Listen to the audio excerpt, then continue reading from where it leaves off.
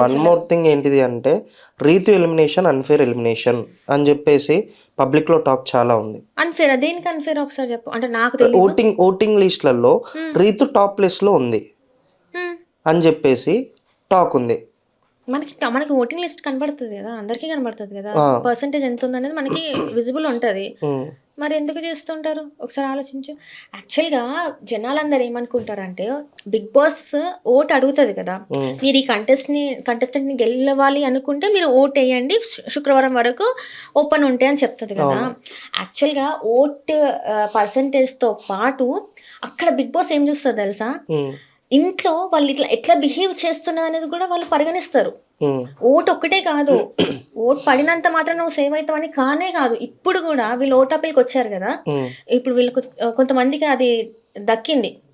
ఇమాన్యుల్కి కానీ తనుజకి కానీ వీళ్ళకి ఓట్ అప్పీల్ చేసుకోవడానికి వచ్చింది కదా, వాళ్ళు ఏదో ఓటేస్తే ఇప్పుడు వీళ్ళకి ఏమంటారు ట్రోఫీ ఇచ్చేసి ఇంటికి పంపించరు. వీళ్ళు అన్ని రకాలవి చూస్తారు, వీళ్ళు డిపెండ్ అవుతున్నారా లేదా ఒకరి మీద, గేమ్స్ ఎట్లా ఆడుతున్నారు ఏంటి, లైక్ వర్క్ ఎట్లా చేస్తున్నారు, మాటలు ఎట్లాంటివి మాట్లాడుతున్నారు, ఇండిపెండెంట్గా ఉన్నారా లేదా. ఫస్ట్ థింగ్ ఏంటంటే నీ ఆట నువ్వు జెన్యున్గా ఆడుతున్నావా, యాజ్ అ సంచాలక్ నువ్వు ఎవరికైనా ఫేవరెటిజం చూపిస్తున్నావా, జెన్యున్గా నువ్వు పాయింట్స్ అక్కడ పెడుతున్నావా లేదా అనేది క్లియర్గా చూస్తారు. తాకట్టులో ఉన్న బంగారాన్ని విడిపించి ఆ రోజే ఆన్లైన్ రేట్కి మేము కొంటాం. అక్షయ గోల్డ్ హబ్, నీ బంగారానికి మా భరోసా.